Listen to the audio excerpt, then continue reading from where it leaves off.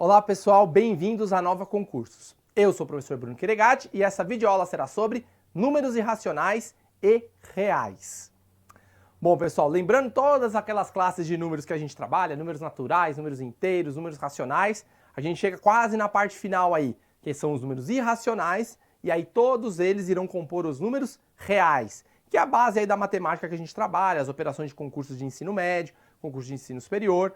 Depois tem uma outra classe de números aqui, que são os números complexos, mas eles são feitos só em alguns concursos específicos, então a gente deixa eles até num conteúdo à parte, porque nem sempre que eles são cobrados. Onde é muito mais cobrado, onde é muito mais trabalhado. Até os números reais aqui que a gente vai ver nessa videoaula. Beleza? Mas antes a gente tem que definir primeiro quem são os números irracionais, porque faltam eles serem definidos para aí sim a gente ter todos os números para comporem os números reais. Tá? Então vamos lá. Quem que é um número irracional, pessoal? Um número irracional, até pelo nome, a gente já põe uma definição bem formal. Um número irracional é o número que não é racional. Sensacional, né, pessoal? Até rimou tudo que eu falei. Mas é isso mesmo. Qual que era a definição de números racionais que a gente tinha? A definição de número racional era um número que a gente poderia escrever ele sobre forma de fração, sobre forma decimal ou sobre forma de porcentagem. Dízima periódica, lembra? Dízima periódica era o quê? Era um número racional, porque era um número cuja sequência das casas decimais seguia um padrão. O número irracional é justamente essa parte onde não se tem um padrão. Então, por exemplo, se eu tenho um número lá, 1,275471897, e ele segue indefinidamente sem a gente saber um padrão. Não tem um padrão, ó. 275, depois o 7 volta aqui, aparece um 8, aparece um 9, outro 7. Ou seja, a minha não é que nem dízima periódica, 33333, 51515151. Não existe um padrão. Quando não existe um padrão, ou seja, não há um padrão, a gente sabe que ele não é racional. E aí, esse número que não é racional, a gente define como irracional. Então, é essa classe de números onde a gente não tem um padrão de continuidade aí da dízima, tá certo? Então, ela não é uma dízima periódica, não segue um padrão. E aí, qualquer número que for assim, ele é um número irracional. E a gente tem uns exemplos aqui, pessoal, que são exemplos de números irracionais que a gente tem. Por exemplo, raiz quadrada de 2. Raiz quadrada de 2 é um número irracional. Ela não tem uma resposta exata e as casas decimais seguem indefinidamente aí. Outro exemplo, raiz de 3. Raiz de 5. Normalmente, raiz quadrada de números primos, normalmente não, todas as raízes quadradas de números primos são números irracionais, tá? Porque você não consegue extrair valor aí da divisão dele por ele mesmo, tá certo? Então, todas essas raízes com números primos, normalmente, não, geralmente não, são números irracionais. Outro número irracional, famosinho, que a gente conhece, o π. O π lá, que a gente arredonda, né, para 3,14, mas ele é 3,1415 e segue o padrão aí, infinitos números, sem ter uma regularidade. Então, ele também é um número irracional. Outro número é aquele e, que é o número de Euler, que é usado também muito na exponenciação, né? Operações com equações exponenciais e tudo mais. Ele é 2,7, sem ter um padrão nas casas decimais. Então, números irracionais, pessoal, vocês definem na cabeça que são números que não são racionais. E aí vocês vão lembrar alguns exemplos. Normalmente as raízes quadradas de números primos, o π e o e. Tá certo? Existem outros números racionais? Existe. Como você vai conseguir obter eles? Fazendo fatoração por números primos para cair em algum desses fatores aqui. Raiz quadrada de número primo, raiz cúbica de número primo. Todo esse tipo de raiz que cai em número primo, você tem irracionalidade aí. Tá certo? Então, essa é a definição de números irracionais. Agora, pessoal, existe uma convenção, que é o seguinte. Então, sabendo quais são os números irracionais, existe uma convenção matemática, que é o seguinte. Quando você tem, por exemplo, esse caso, 3 dividido por raiz de 2. Esse exemplo aqui debaixo da tela. Esse aqui. O que eu tenho aqui? Eu tenho uma fração, tá? Só que eu tenho uma fração onde o numerador é um número natural, o número inteiro, e o denominador é um número irracional, porque raiz de 2 é irracional. Então isso aqui é um número irracional, tá? A partir do momento que aparece um número irracional, a gente sabe que ele é irracional. Agora, existe uma convenção matemática que diz o quê? Que não é legal a gente ter um número irracional no denominador. Então a gente tem que, na verdade, procurar uma fração equivalente a essa para tirar o número irracional do denominador. Esse procedimento a gente vai chamar de racionalização de denominadores, ou seja, eu vou deixar pelo menos o meu denominador como um número racional. Então, se eu tenho um número irracional lá embaixo, eu vou ter que fazer uma manipulação matemática para que lá embaixo fique racional e em cima vai ficar irracional. Mas aí eu deixo a parte de racional no numerador. E é esse procedimento que a gente chama de racionalização de denominadores, tá? Existem basicamente dois casos. O primeiro é esse aqui, que é quando eu tenho somente um radical lá embaixo, tá? Então, somente quando eu tenho um radical aqui, simples, sem somar, sem subtrair com nada. Como que eu vou fazer a minha racionalização? A minha racionalização é sempre feita por um produto. Então, eu vou multiplicar o número que eu tenho por uma outra fração. E aí o resultado vai ser a minha forma racionalizada. Quem que vai ser essa minha fração? Então, a gente aqui vai ter que lembrar daquela regrinha lá da potenciação com a radiciação. Por exemplo, se eu tenho a raiz quadrada de 2 ao quadrado, eu sei que aqui o índice é 2, certo? O que eu posso fazer? Se meu índice é igual ao meu expoente dentro, eu posso cancelar, fica igual a 2. Outro exemplo. Se eu tenho raiz cúbica de 3 ao cubo, eu posso cancelar esse com esse, e aqui fica igual a 3. Então, toda vez que eu tiver índice igual a expoente, eu posso cancelar. Não posso? Então, como que eu penso esse produto aqui? Se eu tenho 2 aqui, eu tenho que fazer um produto de tal maneira que o resultado aqui apareça um 2 ao quadrado. Porque aí, se ficar um 2 ao quadrado, o que acontece? Eu cancelo o quadrado do 2, que é o expoente, com o índice 2. E aí eu tiro a raiz de baixo. Então, para fazer isso, bom, se eu vou fazer um produto por um radical, eu já sei que aqui é um radical também. Aqui também tem que ser raiz quadrada, certo? Deixa eu pôr em vermelho, que é o produto que eu vou multiplicar, né? Então, vou colocar aqui. Raiz quadrada. Agora, qual o número que eu coloco aqui? Se eu estou com 2 elevado à primeira aqui, eu preciso de 2 ao quadrado. Então, para eu colocar 2 ao quadrado, eu tenho que colocar o quê? 2 à primeira de novo, para somar 1 mais 1 e dar 2, certo? Então, o número que eu coloco aqui é exatamente a própria raiz de 2. Só que para manter a igualdade e a gente ter fração equivalente, o que eu tenho que fazer? O que eu faço embaixo, eu faço em cima. E aí eu faço produto. 3 vezes raiz de 2 dá 3 raiz de 2 em cima. Embaixo, pessoal, eu vou fazer o quê? Eu vou fazer produto de radical. Faço 2 vezes 2. Certo? Aí fica 3 raiz de 2 sobre raiz de quê? 2 ao quadrado. Ah lá, agora consegui o que eu queria. Que é cancelar isso aqui, que é meu índice 2, com 2 aqui. E aí o resultado, 3 raiz de 2 sobre 2. Ou seja, 3 sobre raiz de 2 nada mais é do que 3 raiz de 2 sobre 2. Que é a minha forma racionalizada. Tá certo? Então, para fazer a racionalização, eu preciso sempre encontrar um número que eu vou multiplicar para que eu consiga eliminar fazer esse cancelamento aqui, ó. Então, eu tenho que fazer o índice e o expoente estarem iguais. Olha o exemplo de baixo, pessoal. O exemplo de baixo é quase igual. Só que aqui já tem uma pegadinha, ó. É raiz cúbica de 2. Então, pessoal, o que eu tenho que fazer aqui? Eu vou ter que multiplicar por alguma coisa que é raiz cúbica, certo? E eu tenho que cancelar o 3. Só que aqui eu só estou com o expoente 1. Só que para eu chegar em expoente 3, o que eu tenho que fazer? Lembrando a regrinha da potenciação, eu vou ter que multiplicar por 2 ao quadrado aqui. Então tomem cuidado que nem sempre é o mesmo número que se utiliza.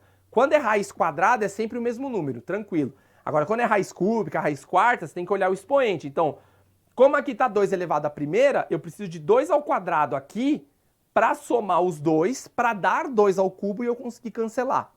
E aí eu faço a mesma coisa aqui.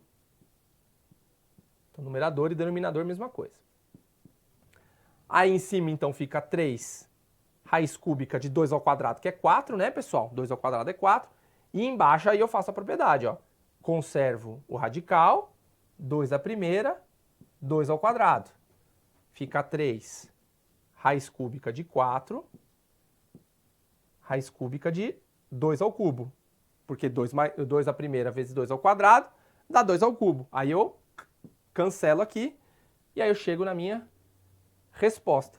Fica 3 raiz cúbica de 4 sobre 2. Certo? Então, para você fazer a racionalização, é importantíssimo você ver o expoente também do radical. Não é só pegar e multiplicar por ele mesmo. Então, nesse caso que é mais simples, que é só um radical sozinho lá embaixo no denominador, basta você fazer essa análise, tá? Outros exemplos aqui, pessoal. Mesma coisa, ó. Só que agora é raiz cúbica de 2 ao quadrado. Lá não era raiz cúbica só de 2? Então, o que a gente vai fazer?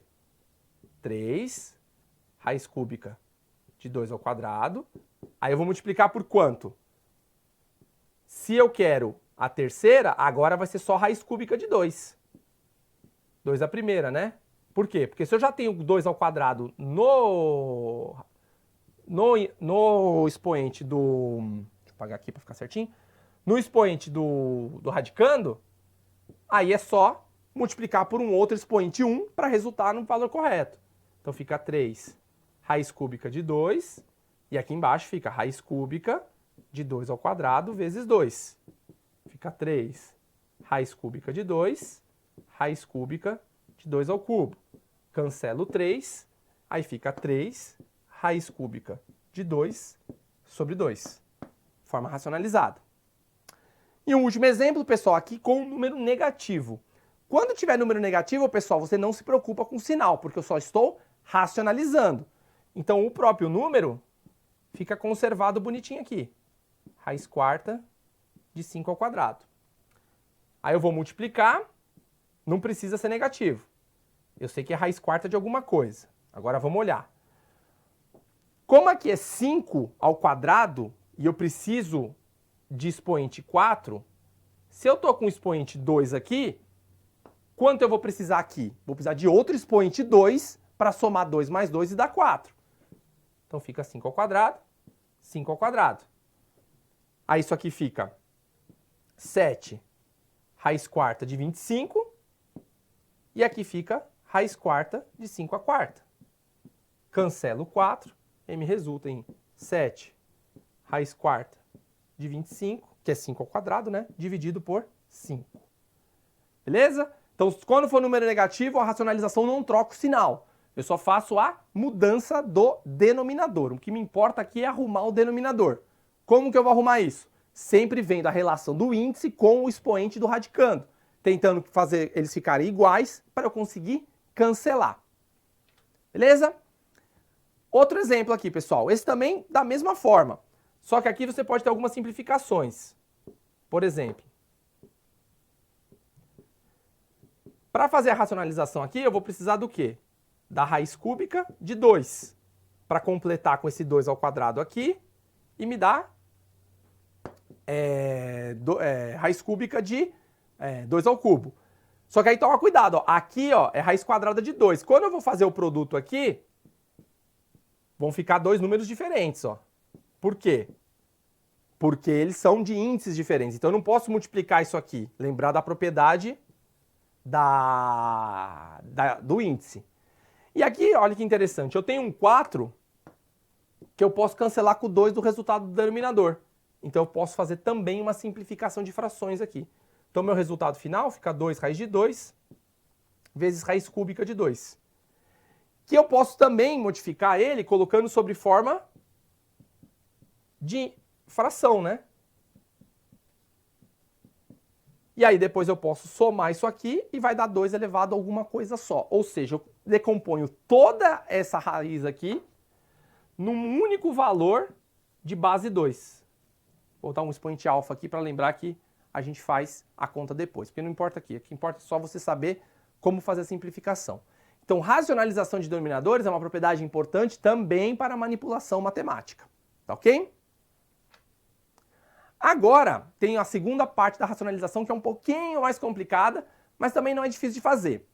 Que é o seguinte, é quando você tem um radical somado ou subtraído por um outro número. Então, eu vou fazer um caso somando e outro caso subtraindo aqui. Como que a gente vai fazer essa racionalização, pessoal? Então, eu vou fazer o mesmo procedimento, tá? E vou ter que escolher uma fração para fazer o produto aqui. Essa fração, pessoal, a gente vai sempre chamar ela de fração conjugada. O que é uma fração conjugada nesse caso? É eu pegar exatamente os dois números que eu tenho, né, raiz de 2 e 1, e trocar o sinal do segundo. Só do segundo. Então aqui era mais, passei menos. Só isso. E aí em cima fica igual. Por que isso, pessoal? Quando eu faço o produto desse aqui por esse aqui, se vocês lembrarem lá da propriedade dos produtos notáveis, o que é isso aqui? Isso aqui é diferença de 2 quadrados. E aí, diferença de 2 quadrados é o quê? Vai dar o quadrado do primeiro menos o quadrado do segundo. Então, em cima fica raiz de 2 menos 1, e embaixo, raiz de 2 ao quadrado menos 1 ao quadrado. E aí, o quadrado aqui do raiz de 2 eu posso cancelar. Então, fica raiz de 2 menos 1 em cima, e embaixo fica 2 menos 1 ao quadrado, que é 1. 2 menos 1 dá quanto, pessoal? Dá 1. Então, isso aqui é raiz de 2 menos 1. Pronto. Eliminei a raiz do denominador. O de baixo, pessoal, mesmíssima coisa. 1 sobre raiz de 3 menos 2, só que agora o meu produto é raiz de 3 mais 2. Por quê? Porque antes estava subtraindo, eu troco o segundo número, somando. E eu faço novamente a diferença de 2 quadrados. Então fica raiz de 3 mais 2 em cima. E embaixo, raiz de 3 ao quadrado menos 2 ao quadrado. Tá certo? Em cima fica raiz de 3 mais 2. E embaixo, 3 menos 4. E aí que coisa legal, pessoal. Dá um valor negativo embaixo, dá menos 1. Então isso aqui vai dar menos raiz de 3 mais 2. Ou seja, embaixo pode acabar trocando o valor do sinal? Pode, porque você pode ter uma subtração que resulte em número negativo. Raiz de 3 mais 2. Fecha parênteses aqui. Então esse segundo tipo de racionalização também é tranquilo. O que você tem que lembrar? Você tem que multiplicar exatamente pelo que é o denominador, só que trocando o sinal do segundo termo. Trocando o sinal do segundo termo, resolve o problema aí da racionalização tranquilo. Nesse caso aqui, normalmente vai ser só raiz quadrada, para você poder justamente aplicar o produto notável e fazer diferença de 2 quadrados. Problemas envolvendo raiz cúbica, já é concurso bem mais complicado, acho muito difícil cair. Então foquem principalmente em fazer racionalizações desse tipo aqui, que é uma raiz quadrada de qualquer número, mais ou menos qualquer número inteiro aí, tá? Podem ser duas raízes também. Você aplica a diferença de 2 quadrados, diferença de 2 quadrados é botar um expoente 2 em todo mundo. E aí você consegue cancelar as raízes sem problema nenhum. Tá certo? Para encerrar, pessoal, vamos definir então os números reais. Agora a gente já sabe números irracionais, sabe fazer racionalização de denominadores. O que são então esses números reais que na verdade é o conjunto dos números que a gente estuda? Então, como caráter de revisão, o que é mais fácil para a gente definir os números reais? Primeiro que a gente estudou foi o conjunto dos números naturais, que são os números 1, 2, 3, né? 0, 1, 2, 3. São os positivos. Depois, pessoal, a gente avançou um pouquinho mais, né? E o que a gente definiu? Um conjunto maior, que era quem, pessoal? Os números que tinha menos 1, menos 2, menos 3 e por aí vai. eram os negativos. Depois, pessoal, a gente também definiu uma outra classe de números. Que é essa aqui. Que eram quem, pessoal? Os racionais. Então eram as frações, meio, menos 1,4, né? Dízima periódica, 0,33333. Esses eram os racionais. Nessa videoaula a gente definiu um outro conjunto, totalmente fora dos racionais, que são os irracionais, representado pela letra I. Que entra quem? Raiz de 2, menos raiz de 3, π, e por aí vai. Esses são os conjuntos que a gente estudou. Quem é, né, o conjunto dos números reais? É justamente a composição dos racionais com os irracionais. E os números reais são representados pela letra R. Então os números reais nada mais é do que a junção de todas as classes de números que a gente estudou. Naturais, inteiros, racionais e irracionais. Memorizem bem isso aqui, porque aí você consegue definir quem é quem. E para encerrar, as operações, pessoal. As operações dos números reais são as mesmas das classes de números que a gente estudou. Ou seja, vai valer regra de sinal, menos com menos dá mais, soma, subtração, potenciação, radiciação. Todas as operações envolvendo os números reais são as operações que nós vimos nos naturais, nos inteiros, nos racionais e nos irracionais. Então nada mais é do que a junção de tudo aquilo que a gente estudou. E normalmente os concursos públicos pedem os exercícios dentro da classe dos números reais, que resumidamente é tudo que a gente viu até então. Tá certo? Então a gente encerra aqui números irracionais e números reais. Espero que tenham gostado e vocês tenham visto todas as classes de números aí para serem estudadas. Beleza? Vejo vocês nas próximas videoaulas. Bons estudos e até a próxima. Tchau, tchau!